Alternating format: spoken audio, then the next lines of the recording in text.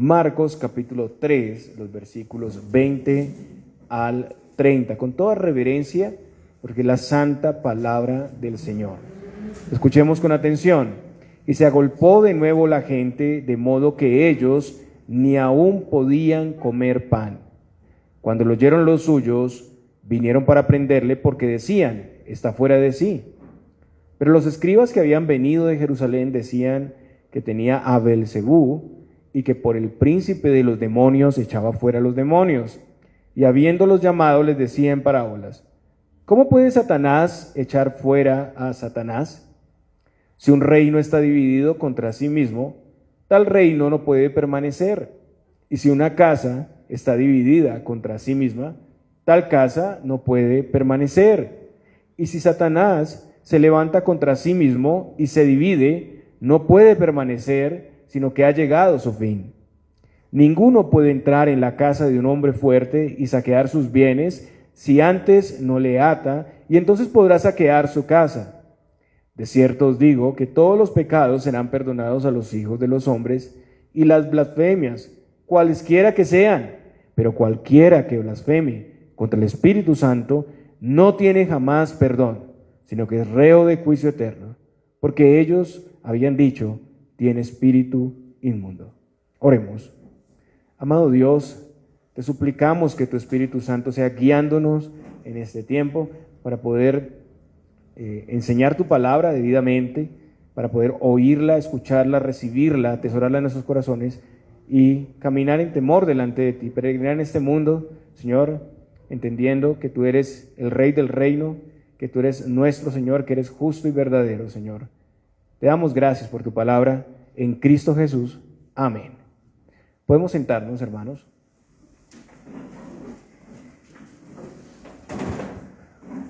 Para las personas que nos acompañan también, que están aquí pronto visitándonos, sean bienvenidos todos. Y quiero darles un poco del contexto también. Seguimos la exposición de la palabra de Dios en el ministerio público de nuestro Señor Jesucristo. Este momento histórico tan importante en la vida del Señor Jesucristo inicia con el encarcelamiento de Juan el Bautista. A partir del encarcelamiento de Juan, entonces el Señor inicia su ministerio público. Él fue ungido en su bautismo para hacer todas estas obras, para empezar su ministerio. Entonces inicia este ministerio y hemos visto que el Señor enseñaba con autoridad. Él iba primeramente a la sinagoga, no lo hacía como lo hacían los maestros de Israel, los escribas, los fariseos. Hasta el momento el Señor, pues hemos visto que ha hecho muchas señales, milagros, prodigios, obras incuestionables a la vista de todos. Nadie tiene nada que decir, son señales reales. Incluso los mismos judíos reconocían la veracidad de esas señales. Para ellos no era algo cuestionable. Ellos tenían más bien era envidia. Ellos seguían rechazando al Señor Jesucristo y había una tensión que iba en aumento, al punto de que en el capítulo 3, al inicio del capítulo 3, veíamos que los fariseos se confabularon con lo peor de esa sociedad, y era la élite política, los herodianos. Ellos querían matar al Señor Jesucristo y buscaron pues un estamento que pudiera darles esa posibilidad. Ellos querían destruirle. También vimos en el sermón pasado que el Señor escogió a 12 para que estuvieran con Él y fueran sus apóstoles. Ellos fueron empoderados para también hacer las señales del Señor y enseñar su testimonio. Y ahora tenemos un escenario de rechazo, un escenario que sobrepasa los límites, de blasfemia. Los suyos, primero, que lo tratan como si estuviera loco, sus familiares, y en segundo lugar, la comisión enviada de Jerusalén, posiblemente desde el Sanedrín, que atribuían su poder y sus obras a Beelzebú. Le decían directamente, lo acusaban de hacer las expulsiones de demonios por medio de Satanás. Recordemos que después de la elección de los 12, ellos fueron a casa, o sea que se entiende que fueron a Capernaum, que se hizo como su centro de operaciones, Marcos 3:19, la parte B. Y otra vez, hermanos, pues sucede lo mismo. Al estar ahí Jesús, la gente se entera y llega mucha gente. Eran tantas personas que incluso le impedían al Señor alimentarse. Comer pan es una expresión que llegó a significar cualquier comida. Entonces le impedían al Señor sentarse a almorzar, digámoslo así. Era tanta la gente, era tanto el trabajo que había ahí, era tanta la asistencia de personas que no quedaba tiempo para las cosas básicas de la vida, como comer. Bueno, hay algunos trabajos en la actualidad de pronto estresantes donde no hay casi tiempo para comer, y a veces los jefes dan un tiempo cortico como para poder alimentarse y seguir la labor, porque son oficios de atención donde tienen que estar constantemente ahí. Pues este era algo así. Estaba pasando una situación particular, las multitudes estaban ahí y ellos pues no se preocupaban por eso. Las personas venían para recibir, ver los milagros, los prodigios. Ellos buscaban al Señor para satisfacer sus necesidades, y a muchos, si no la mayoría, no les importa quién les está ofreciendo esa ayuda. ¿Qué situaciones tiene? No consideran el cansancio, las necesidades personales que tienen los ministros, y eso pasa regularmente. Están solo buscando solucionar sus problemas, que aquí no son su mayor problema. Realmente ser sanado de una enfermedad no te va a dar vida eterna, solamente te va a dar una solución temporal. Hay una necesidad más grande, que es el pecado y la necesidad de salvación por la eternidad. Muchos de esos abusos por lo general son mal vistos por otros, especialmente los más cercanos o los más familiares, y esto fue lo que pasó aquí. Las personas, la muchedumbre estaba abusando de las fuerzas del Señor, se estaban pasando, y el Señor en su generosidad, en su misericordia y en su compasión seguía atendiéndolos. Y lo que vamos a ver aquí es que la persecución se hace más difícil y dolorosa para el Señor, porque aquí ya no son los escribas y fariseos en primer lugar, sino son sus familiares, los más cercanos, los que se ponen en su contra. Versículo 21, Marcos 3:21 dice: cuando lo oyeron los suyos, vinieron para prenderle, porque decían, está fuera de sí. Los suyos son aquí los de su parte. Algunas versiones traducen sus parientes, NBI traduce sus parientes, pero otras versiones traducen sus amigos. Entonces son sus amigos, asociados. Pudieron ser personas con las que el Señor vivió en Nazaret, sus conocidos, sus amigos, vecinos y algunos familiares. Seguramente estaban ahí María, sus hermanos y hermanas, porque el Señor tuvo hermanos y hermanas. María tuvo más hijos. Entonces esas personas estaban ahí preocupadas por Jesús, y ellos llegaron a la conclusión de que el Señor no estaba en sus cabales. El Señor llegó a su locura, pensaban ellos. Jesús llegó a su locura. Y es posible que llegaran a esa conclusión porque tal vez vieron lo diferente y particular de su vida y ministerio, y es que la vida cristiana nos muestra como locos realmente ante el mundo. En primer lugar, siempre le habían visto en esa región trabajando para ganarse la vida, y de un momento a otro deja sus labores y se va a vivir de lo que le da a las personas, las ofrendas de algunos, y se acompaña de un grupo de personas que no parece ser el mejor tipo de personas llenas de diferencias extremas, que nadie escogería para ser sus discípulos. Un es publicano, un excelote, dos enemigos ahí juntos en el mismo grupo. Eso suena incoherente. También, como vimos anteriormente, cuando todos esperaban que el Señor siguiera haciendo señales, se fue a otro lugar y los dejó ahí y se fue a otro lado. Eso es ilógico para el mundo, ¿no? No se esperaría que hiciera más milagros, no. El Señor tenía otros intereses también. Él decía perdonar los pecados. Esto para las personas de este tiempo podía sonar a locura, porque en eso se revela que Él era Dios. Y tal vez pues sus amigos y parientes lo conocieron, pues no, ellos no aceptaban todavía su identidad, incluso sus hermanos no creían en Él. El Señor hizo algo que nadie haría en este tiempo. ¿Se acuerdan? Tocó a un leproso, lo tocó. Eso para el mundo puede sonar como locura. Comía con los pecadores y publicanos, estaba sentado ahí en la casa de Leví comiendo en un almuerzo con lo que era más odiado de todo el pueblo judío. Eso suena a locura. No hacía lo mismo que hacían los escribas y fariseos. Él decía ser maestro y es maestro, pero él no hacía lo mismo. Él había desafiado las autoridades judías.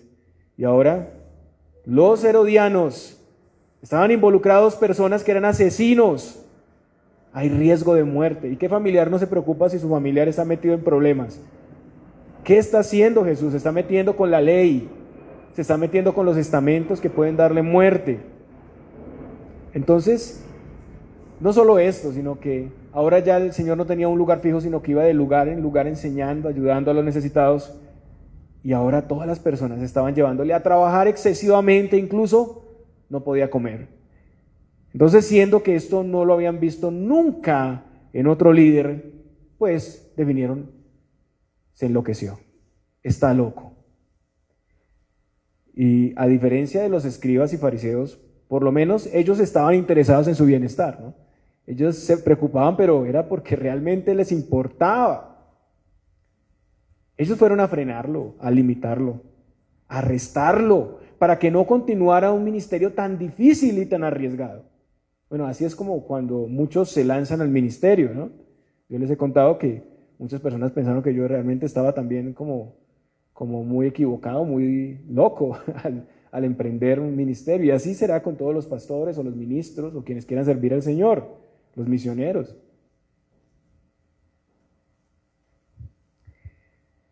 Entonces ellos fueron a tomarlo para protegerlo. Para ellos era locura lo que hacía. Y así ha pasado con muchos de nosotros al conocer del Señor. Nuestros amigos y familiares muchas veces no estiman la verdad del Evangelio. El que vayamos a la iglesia cada domingo, por ejemplo. A mí me han dicho, ¿y es que tiene que ir todos los domingos a la iglesia? Yo sí. Y ojalá pudiéramos estar en la presencia del Señor siempre, orando, leyendo su palabra, porque donde están las Escrituras está el Señor. El que seamos parte de una comunidad como la iglesia y tengamos tiempo especial con la iglesia. Usted se la pasa metido allá en esa iglesia, usted parece loco. El que nos sometamos a la autoridad, a la disciplina. Eso es una locura para el mundo. ¿Cómo así que a usted lo disciplinaron? Lo más triste es que a veces hay cristianos que se asombran con la disciplina dentro de la iglesia. Pero esto es pensamiento, el mundo sí piensa que esto es locura, no debería ser en los cristianos. Y al interior de las familias que tienen algún conocimiento de la palabra, como en el caso del Señor, eso pasa. El Evangelio trae eso, trae disensión, trae conflicto, cuando la verdad es aplicada, cuando se hace diferencia entre lo santo y lo profano. Pero hermanos, tenemos consuelo al ver que el Señor sufrió ese mismo rechazo. El Señor pasó por lo mismo. Entonces, si estás afligido porque tus familiares, tus amigos, tus más cercanos, puede ser tu hijo, puede ser tu mamá hoy día de la madre, o tu papá, rechaza a Cristo y te llama loco, pues mira, a Cristo también lo llamaron loco. Y así es, hermanos, así es el ministerio. Ahora pasamos a otro escenario, el de los escribas y fariseos. Versículo 22. Pero los escribas que habían venido de Jerusalén decían que tenía a Beelzebú y que por el príncipe de los demonios echaba fuera los demonios. Entonces aquí los escribas y fariseos son una comisión que fue enviada de Jerusalén, tal vez por el Sanedrín, para observar qué estaba haciendo el Señor. Ellos hicieron un largo viaje, se tomaron el trabajo de ir hasta allá, viajaron varios kilómetros para ver lo que pasaba y para acusar al Señor. Por los evangelios de Mateo y Lucas sabemos que ellos llegaron en el momento que el Señor había sanado y restaurado a un hombre que estaba endemoniado, ciego y mudo. Imagínense esto. Mateo 12:22 dice, relata el milagro. Entonces fue traído a él un endemoniado, ciego y mudo, y le sanó, de tal manera que el ciego y mudo veía y hablaba. Con esta gran señal la gente estaba atónita, maravillada, y se preguntaba si el Señor era el hijo de David. Es lo que dice el versículo 23 ahí en Mateo. Pero los fariseos y los escribas no reconocieron al Señor. Su respuesta, al ver una señal tan gloriosa, tan grande, fue más bien una acusación. Y en el pasaje seguimos leyendo sus palabras. Decían que tenía Beelzebú y que era por el príncipe de los demonios que echaba fuera a los demonios. Beelzebú es el príncipe de los demonios, o sea, Satanás. Ellos estaban acusando a Jesús de estar poseído por Satanás, de estar en alianza con él para tener ese poder de echar fuera a los demonios. Y esa era una acusación gravísima. La estrategia de los escribas y fariseos era desacreditar al Señor con el pueblo. Es posible que ellos supieran que cuando Él echaba fuera los espíritus, y lo recordamos en textos anteriores, que los espíritus se postraban y reconocían que Él era el Hijo de Dios. Pues es posible que usaron esa situación para acusarlo. Los fariseos siempre estaban muy atentos para encontrar un motivo, una razón para acusarlo, pero esto era completamente inconsistente. El Señor siempre reprendía a esos demonios. El Señor no se asoció nunca con ellos, les impedía hablar de Él. Eso que estaban haciendo era una terrible blasfemia. Entonces el Señor les responde, refuta las acusaciones de estos hombres diciendo, versículos 23 al 26, y habiéndolos llamado les decía en parábolas, ¿cómo puede Satanás echar fuera a Satanás?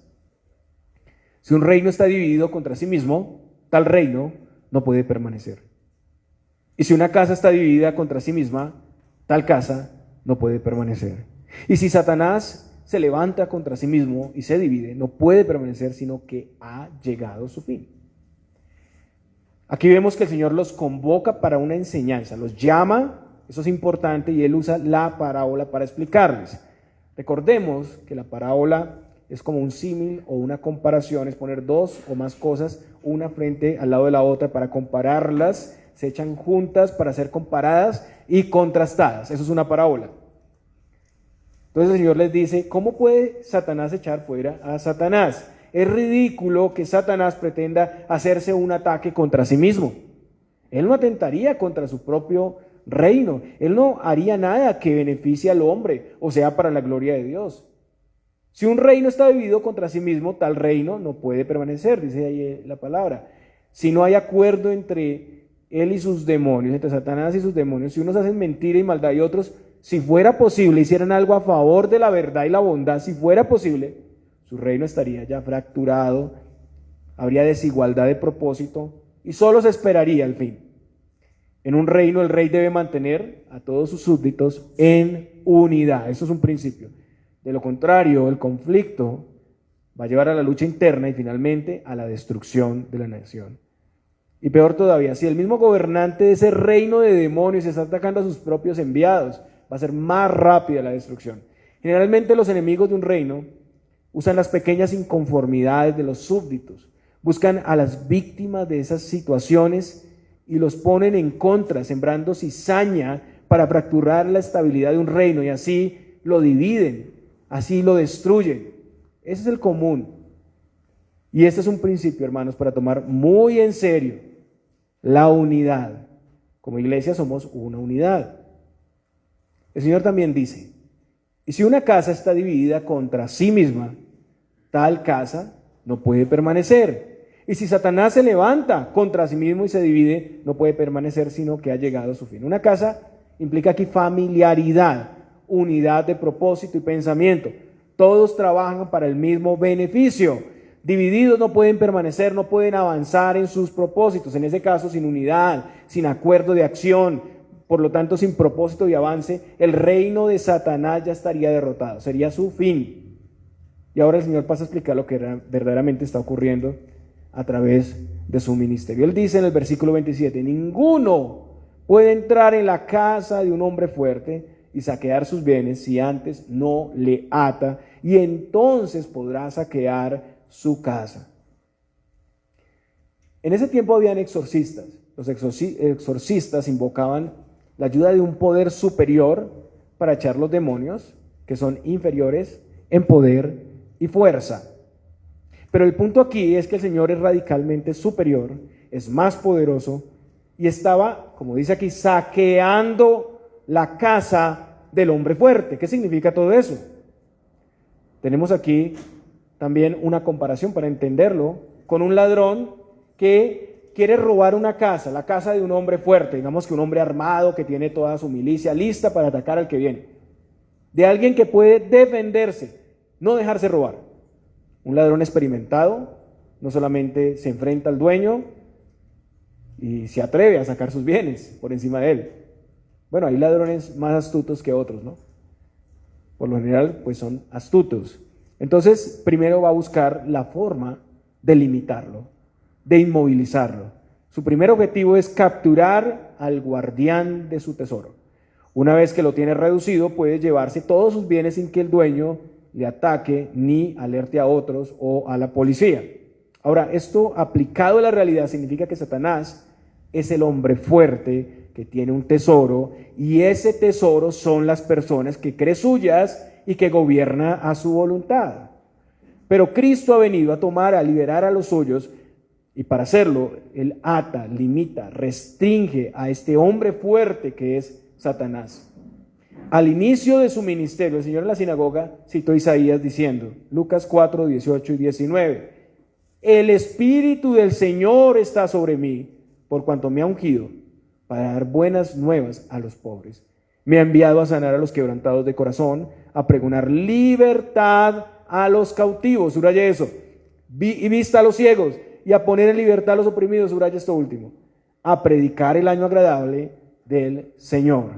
El Señor vino a dar libertad a los cautivos del pecado, a los oprimidos de Satanás, y por eso en Juan 8:32 también dijo, y conoceréis la verdad, y la verdad os hará libres. Más adelante en los versículos 34 al 36 de Juan 8 dice, Jesús les respondió, de cierto digo, que todo aquel que hace pecado, esclavo es del pecado. Y el esclavo no queda en la casa para siempre, el Hijo sí queda para siempre. Así que si el Hijo os libertare, seréis verdaderamente libres. A eso vino Cristo, hermanos, pero no a liberar a los que estaban en cárceles terrenales, sino a los que estaban en cárceles espirituales. Él vino a atar el hombre fuerte que es Satanás para poder establecer su reino. En Mateo vemos que el Señor también dice, Mateo 12:28, pero si yo por el Espíritu de Dios echo fuera a los demonios, ciertamente ha llegado a vosotros el reino de Dios. Entonces Jesús vino a la casa, o sea, al mundo, el reino del hombre fuerte que es Satanás, para librar, saquear sus bienes, los escogidos que estaban esclavos del diablo, trasladándolos del reino de las tinieblas al reino de la luz. En su primera manifestación el Señor hizo esto, ató a Satanás. Y esto se puede evidenciar en que Satanás pues nada puede hacer para evitar el avance del reino. No puede evitar la enseñanza del Señor, sus señales. Ante la enseñanza del Señor, Él no puede mantener a las personas bajo engaño, a las que el Señor llama. En otro momento el Señor también dijo, ahora es el juicio de este mundo, ahora el príncipe de este mundo será echado fuera. Y yo, si fuere levantado de la tierra, a todos atraeré a mí mismo. Pero aunque con la manifestación y obra del Señor, Satanás podemos decir que quedó destruido, Dios no lo ha destruido definitivamente. Su sentencia ya determinada y establecida solo va a darse plenamente al final de los tiempos. Su atadura significa la restricción de su poder de operación sobre los hijos de Dios para no ser engañados y destruidos por Él. Entonces, aunque está atado, aún se nos dice que Él anda como león rugiente. Ha sido puesto fuera de combate, es lo que significa por la obra del Señor. Su poder está limitado, aunque todavía sigue siendo un enemigo peligroso, un enemigo que puede hacer mucho daño. Y el Señor ha hecho esto con el propósito de que la iglesia, los escogidos de todas las naciones, sean salvados, sean libertados de su engaño. Eso es lo que nos permite también ir y predicar el evangelio en todo el mundo. Todos los creyentes participamos en la labor de llevar y comunicar el evangelio. Y así como el reino de las tinieblas tiene unidad de propósito para hacer maldad y no se ataca a sí mismo, también sabemos que el reino de Dios debe tener unidad. En el Evangelio de Mateo, en el pasaje paralelo, está hablando del mismo tema y Mateo 12:30 dice, el que no es conmigo, contra mí es, y el que conmigo no recoge, desparrama. Aquí el Señor dice a sus detractores con claridad, si no tienen unidad con Él, son, nada más y nada menos, sus enemigos, son de otro lugar. ¿Y qué está recogiendo el Señor? ¿Cuál es la cosecha que recoge el Señor? Los hijos de Dios, trasladados del reino de las tinieblas al reino de la luz. El que no es conmigo, contra mí es, y el que conmigo no recoge, desparrama. El que no está unido a su propósito de rescatar a los elegidos de Dios, no está haciendo nada, está trabajando en vano. Si el trabajo que se hace, en lugar de rescatar a los perdidos, los deja más perdidos, como el mismo Señor denunció de los escribas y fariseos, que los hacían más hijos del infierno, recorrían cielo y tierra para encontrar un discípulo y lo hacían cuando lo encontraban más hijo del infierno, más condenado porque le enseñaban una doctrina falsa, pues nada están haciendo. Ellos no hacen ni dejan hacer. Y al ser un obstáculo en el reino de Dios, al envidiar su ministerio y desear asesinar al Señor, y ahora al blasfemar de esta manera contra el Señor, están mostrando de qué reino son. Ellos pretendían ser del reino de Dios, pero con los ataques que tienen contra el Señor están revelando que son del reino de las tinieblas y están contra el reino de Dios. Y aquí hay una línea muy delgada que muchos pueden pasar, incluso dentro de la iglesia, hermanos. Este tema es difícil, es complejo y toma tiempo estudiarlo y profundizar en él. Y es uno de los temas que más preocupa a muchos cristianos, si han cometido la blasfemia contra el Espíritu o si la podrían cometer en el futuro.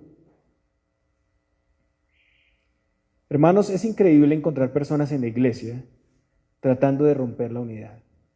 Personas que se la pasan astutamente llevando cizaña, con quejas, demandas, acusaciones, tratando de generar conmoción, personas que no están contentos con la paz y la unidad, que están atentos para cuestionar todo, para encontrar el mínimo error, para dividir y destruir la iglesia. Los enemigos del reino a menudo surgen de la misma iglesia, de personas que aparentan un interés por la verdad, un interés por la piedad, por la congregación, un gran celo por Dios, pero que solo buscan ser exaltados, tener la razón, pero están muy preocupados por la iglesia, por la santidad. Ellos no se alegran por los avances de la iglesia, como el crecimiento, la edificación, la restauración verdadera, la unidad, la novedad de vida. No, ellos están preocupados porque no se hace su voluntad. Esa era la condición de los fariseos.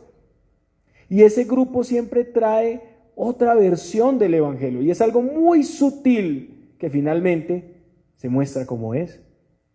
Así se comportaban los fariseos y escribas. Ellos querían que el pueblo de Dios siguiera bajo sus metodologías, doctrinas de hombres superficiales, rituales, académicas.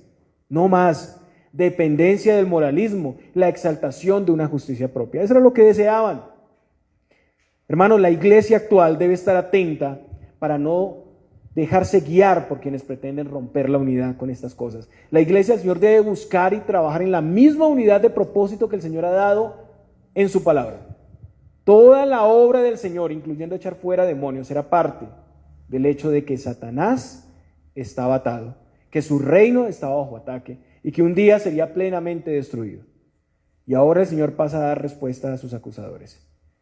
De cierto os digo que todos los pecados serán perdonados a los hijos de los hombres y las blasfemias, cualesquiera que sean.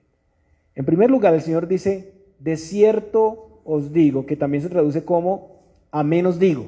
Esa es la traducción directa del griego. Y quiere decir que lo que va a decir es una verdad importante y solemne. Aquí es importante tener presente el contexto inmediato antes de hacer una interpretación. De nuevo, la situación aquí era que los escribas y fariseos, que habían escuchado la enseñanza del Señor y habían visto de primera mano las señales incuestionables, estaban atribuyendo a Satanás lo que verdaderamente era obra del Espíritu Santo. En lugar de creer, ¿qué hicieron? Blasfemaron. Ahora, no era que ellos no identificaran, vuelvo y lo repito, la obra del Señor. Ellos vieron, ellos se percataron de eso. ¿Qué es la blasfemia, hermanos? La blasfemia es literalmente insultos injuriosos contra Dios, irreverencia desafiante contra el Señor. Y lo que dice el Señor es que todos los pecados y las blasfemias serán perdonadas. Los evangelios de Mateo y Lucas especifican más al decir que todo aquel que diga alguna palabra contra el Hijo del Hombre será perdonado. Mateo 12:32 y Lucas 12:10. Es claro también que en los que han hablado alguna palabra contra Cristo y los pecadores en general que deben arrepentirse, se implica el arrepentimiento aquí. Entonces, si han blasfemado contra Cristo, si han hecho cualquier tipo de ofensa, tienen perdón. Pero aquí debemos poner atención a este punto, antes de pasar a lo que es la blasfemia contra el Espíritu. Hay perdón, hermanos, para cualquier pecado. Las personas que han cometido los pecados más grandes, espantosos y aterradores tienen perdón. Pueden ir a Cristo y el Señor nunca les echará fuera, les escuchará y les perdonará. Hay misericordia abundante para todo el que quiera venir a Cristo. Primero fijemos ese punto. Misericordia abundante. No importa si usted ha sido asesino, si usted ha hecho los peores crímenes que ni siquiera podría recordarlo o imaginarlo. Hay perdón. Hay perdón. Recordemos al apóstol Pablo persiguiendo a la iglesia, impulsando a algunos incluso a blasfemar contra el Señor. Y hubo perdón para él. Entonces, en primer lugar, consideremos que hay perdón para todos los pecados. Pero también el Señor dice, versículo 29 y 30, pero cualquiera que blasfeme contra el Espíritu Santo no tiene jamás perdón, sino que es reo de juicio eterno, porque ellos habían dicho, tiene espíritu inmundo. Entonces esta blasfemia está muy definida y delimitada. Es específicamente hablar injuriosamente contra el Espíritu Santo. Y aquí debemos examinar varias cosas. En primer lugar, el que blasfema contra el Espíritu Santo no es un cristiano. Bien, hermanos, no es un cristiano. Fijen eso también en sus mentes. Definitivamente, estuvo en el contexto de la iglesia, pero ya no es un cristiano. Sin embargo, esas personas vienen, salen de la iglesia, han conocido muy bien el Evangelio y su práctica. Esas personas pudieron tener algunos privilegios, beneficios de estar junto a creyentes, pero no tienen fe salvadora. Es alguien que tuvo alguna iluminación, pero sin experimentar esa influencia regeneradora y salvadora. Vaya conmigo a Hebreos capítulo 6, versículo 4 al 6.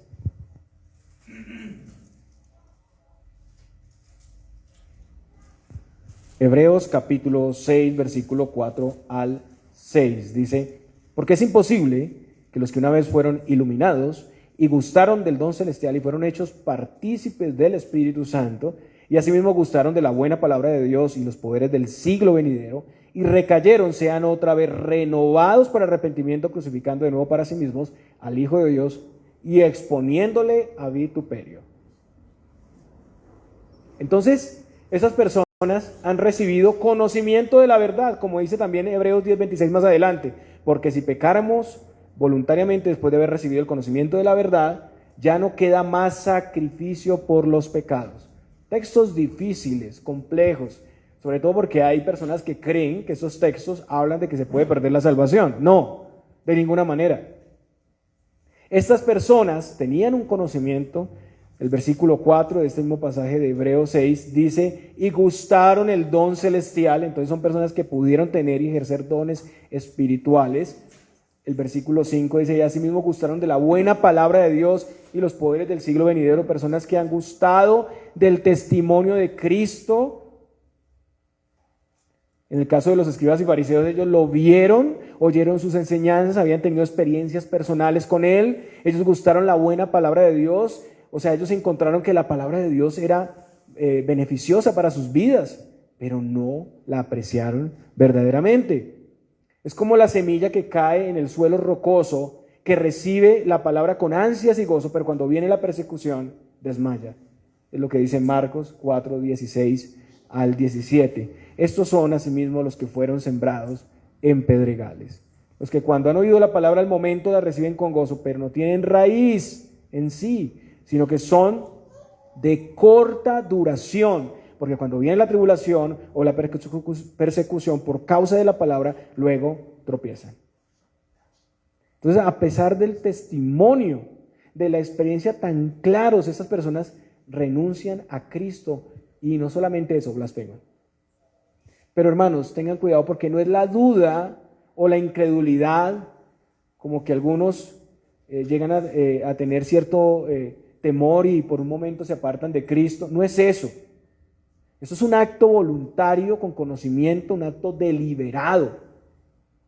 Los fariseos y escribas habían visto y oído con claridad al Señor. Ellos escucharon sus gloriosas enseñanzas. Como ninguna otra persona en la historia, ellos pudieron sentarse ahí a escuchar al Señor de primera mano.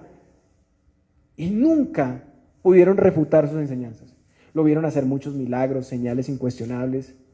Incluso aquí en el contexto de Mateo que acabamos de leer, tres milagros, en una sola persona. Un hombre que estaba endemoniado, ciego, mudo, fue sanado. Son cosas impresionantes. pruebas legítimas de que él era el Mesías, pero aún así no le creyeron ni le reconocieron, sino que agravaron su pecado al acusarle de estar poseído por Satanás y de estar en alianza con él para tener el poder de echar fuera demonios.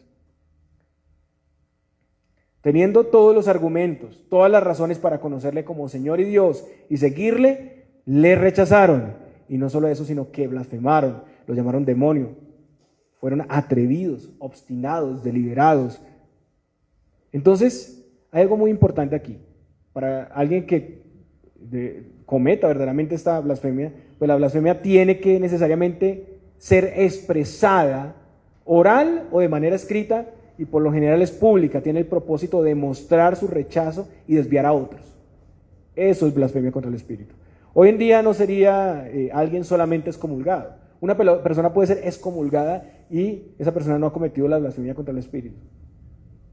Hay personas excomulgadas que nunca se atreverían a decir algo contra Cristo o injuriar el nombre del Espíritu o de Cristo o del cristianismo. Entonces, estas personas son apóstatas de los peores. Habiendo sido parte de la iglesia, habiendo proclamado y recibido la palabra, habiéndose beneficiado de la santa religión cristiana, ahora renuncian a la fe, además hablan mal de Cristo, hablan mal de la iglesia y en particular hablan mal del Espíritu Santo. Ahora, esto no fue algo de un momento a otro, eso fue todo un proceso. No olvidemos que su rechazo a Cristo iba en ascenso, iba empeorando. Cuando las personas han sido beneficiadas con la luz del Evangelio, con el llamado a arrepentirse y vivir para el Señor, cuando han podido identificar que la palabra de Dios es buena y han disfrutado de dones, sacramentos, de la presencia de la iglesia, pero a pesar de eso hay un abierto rechazo, una acusación contra el Señor, hay un endurecimiento que viene del Señor. Y esto, hermanos, es un juicio. Dios los juzga entregándolos a sí mismos. Dios abandona a esas personas a sus pecados, a la ausencia de Dios en sus corazones. Y siendo la condición del hombre depravada, al ser entregado a su propia condición, se entiende que no tendrá disposición para buscar y atesorar la verdad. O sea, no querrá nunca pedir perdón. No querrá nunca pedir perdón. Y si una persona rechaza la dirección del Espíritu de Dios insistentemente, pues acabará por incapacitarse para reconocer la verdad cuando la vea. No la valorará ni la apreciará, no podrá arrepentirse, el Espíritu del Señor no obrará más en esa persona. Ese es el punto. Y no podrá convertirse. Esa persona ha cerrado la puerta de la salvación. Después de muchos ofrecimientos, la ha cerrado. Es la bondad de Dios rechazada, pisoteada, menospreciada y blasfemada. Llegando al límite, el límite, la blasfemia, al que ha hecho bien, el que le ha hecho misericordia, en su propio estado de rebeldía, aunque se le prediquen 10,000 sermones o se encuentre directamente con Cristo, esa persona no podrá tener ninguna conciencia de pecado porque el Espíritu Santo ya no obrará en él y no se arrepentirá nunca. Esto es muy serio y muy triste.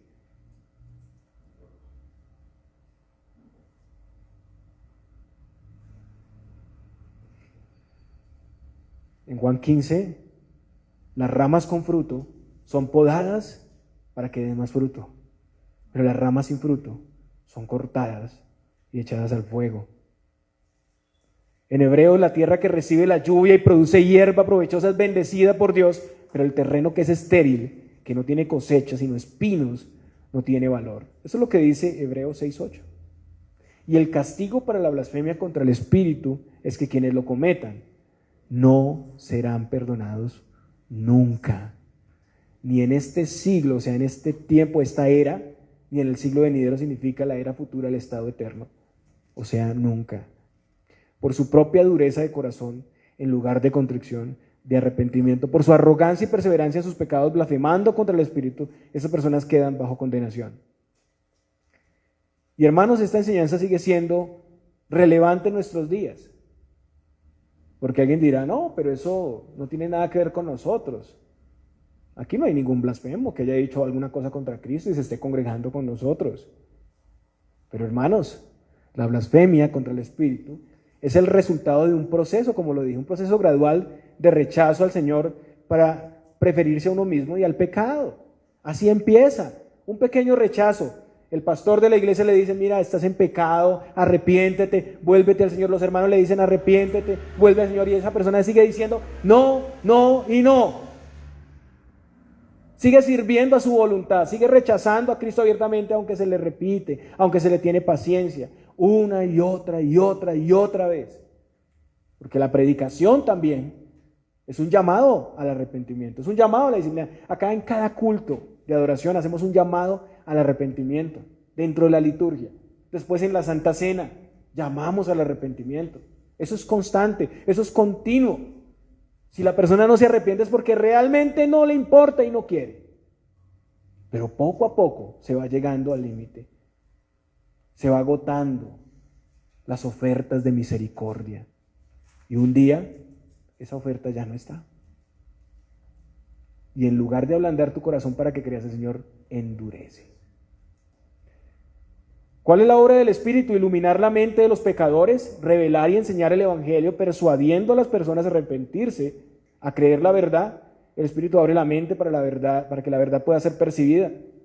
Pero si su influencia es rechazada, deliberada, consciente, hay un endurecimiento en el corazón y en ese estado, pues no se puede dar el arrepentimiento y la fe. Si a pesar de tantos llamados al Evangelio, de tanto beneficiarse de la iglesia, de los dones, del pastoreo, de la exhortación, si a pesar de tener el conocimiento de la fe cristiana, que es el camino verdadero, alguno continúa rechazando al Señor, continúa defendiendo su maldad y atacando con sus palabras y acciones lo que es justo y verdadero, llegará un momento en donde puede ser dejado en sus maldades en su independencia. Y ahí viene el mandamiento de no le echemos nuestras perlas a los cerdos. ¿Por qué? Porque se volverán y arremeterán contra nosotros. En ese estado, esa persona llamará a lo bueno malo y a lo malo bueno. Esa es la condición a la que llega. En ese estado renegarán de la bondad de Dios, atacarán el Evangelio, serán enemigos reacios del Evangelio. Después de eso, lo peor, como la blasfemia, puede pasar. Algunos pueden llegar a ese punto de hablar mal contra la fe, de negar las Escrituras, de injuriar al Señor, y particularmente, como vemos en este pasaje, al Espíritu. Solo se puede esperar juicio ahí. Pero como digo, hermanos, todo es un proceso. Hoy tenemos un llamado para no ir en esa dirección, para parar, para frenar el orgullo, la arrogancia, porque si no se paran, van avanzando a extremos más terribles. Algunos ante la disciplina dicen, no me importa, me voy de la iglesia, yo iré de iglesia en iglesia y el Señor sabrá qué hará conmigo. Bien ha dicho, eso es lo que dice la Escritura. El Señor sabe. Y lo que sigue, ¿qué va a hacer? Es un endurecimiento peor. ¿Por qué? Porque hicieron un intercambio. La verdad de Dios por la mentira. Y prefirieron adorarse a sí mismos, servirse a sí mismos. Hermanos, esto es una palabra dura y difícil. Pero hay esperanza. Hay un llamado preventivo, una advertencia para no endurecer nuestros corazones. En Hebreos 3, 7 y 8 dice, por lo cual, como dice el Espíritu Santo, si oyereis hoy su voz, no endurezcáis vuestros corazones como en la provocación, en el día de la tentación en el desierto. Dice mañana, dice dentro de un año, si oyeres hoy. Hoy es el día, hermanos. Hoy es el día de frenar la maldad. Hoy es el día de volverse al Señor. Hoy es el día de misericordia, de descanso en Cristo. No sigas así. El punto es que, hermanos, hay un límite. Hay un momento en que ya se agotan tantos llamados al arrepentimiento. Pero contrario a eso, hermanos, el mero hecho de que alguien tenga interés o que se preocupe por ese tema. Personas que preguntan, ay, yo no quisiera cometer la blasfemia contra el Espíritu. Pues eso ya es evidencia de que usted no la comete. Si tiene temor, eso lo ha puesto el Espíritu Santo para que usted se guarde de llegar a ese punto. ¿No se da cuenta? Dios lo está preservando. El temor reverente es señal de que el Espíritu está orando en el creyente. Los creyentes solo por el Espíritu buscarán perseverar, hacer las cosas agradables a Dios. El corazón endurecido, ¿qué hace? ¿No busca a Dios? Solo los regenerados lo buscan. La persona que se aparta de Cristo nunca fue de Cristo, hermanos. Primera de Juan 2:19 dice, salieron de nosotros, pero no eran de nosotros, porque si hubiesen sido de nosotros, habrían permanecido con nosotros, pero salieron para que se manifieste que no todos son de nosotros. Tengan cuidado con esto, hermanos. Es una advertencia. Es una advertencia. Estos blasfemos han estado en la iglesia. Salen de la iglesia. No puede ser una persona. Yo he conocido casos de personas no creyentes que maldicen, que hablan contra Dios. Hace tiempo vivimos en una casa con mi familia. Y yo era un infante y ese señor maldecía a Dios. Era terrible. Y mi papá dijo, tenemos que irnos de acá, porque la maldición que va a caer sobre esta casa es terrible. Él tenía temor de eso. Pero aún así, es más allá de eso. Es alguien que tiene conocimiento de la verdad. Es alguien que ha estado sentado en la silla de la iglesia por tiempos. Alguien que ha firmado la membresía, que ha recibido los sacramentos, que ha apreciado la gracia del Señor y ha servido con sus dones a Cristo, y ha visto y se ha dado cuenta que la palabra de Dios dice la verdad y es buena. Y después entonces sale y va al mundo y habla mal de Cristo y blasfema su nombre y niega el cristianismo y dice ya esto no es verdad, la palabra no es verdad, y se vuelve un apóstata. Es el peor apóstata. Ese es el que comete la blasfemia contra el Espíritu. La misericordia y el perdón del Señor estará para los pecadores que por la gracia de Dios aborrecen sus pecados, que ven a Cristo como su única provisión y sustento y vienen arrepentidos a Él. Quienes no lo hacen y permanecen en sus pecados, quienes rechazan repetidamente los llamados y la dirección de Dios y por eso pierden toda capacidad, pues no pueden venir al Señor, no pueden discernir entre el bien y el mal. Están en un límite muy peligroso. Entonces, hermanos, en conclusión, revisemos bien nuestras vidas. Perseveremos en la unidad de Cristo y su iglesia, porque este pasaje habla de la unidad, empieza hablando de la unidad. Y tengan cuidado, hermanos, una casa dividida no puede avanzar, no puede sostenerse. Eliminemos todas esas situaciones que nos dividen. Hay una diferencia clara entre el reino de las tinieblas y el reino de la luz. Rechacemos toda invitación para hacer obstáculo al reino de Dios y caminemos juntos para hacer crecer el reino de Dios. Es un llamado a discernir si por defender el pecado se está negando o se está llegando a poner en contra de Dios. Personas que se defienden sus razones, pero se están haciendo enemigos de Dios porque son razones equivocadas. Y hermanos, seamos agradecidos con el privilegio que tenemos de recibir constantemente de las gracias del Evangelio de Cristo. Mucho de lo sucedido a los fariseos fue por no reconocer, no estimar que estaban recibiendo lo más glorioso, a Cristo, su presencia, sus dones, su gracia entre ellos. El problema es que muchos son desagradecidos con la bondad de Dios. Hermanos, yo les suplico, no podemos jugar con esto. No podemos. El Señor es quien concede el arrepentimiento. Hay que tener cuidado de no endurecerse tanto como para pasar esos límites y llamados, porque el mejor momento para el arrepentimiento es hoy, en tanto se dice hoy. Que el Señor les bendiga, hermanos. Oremos.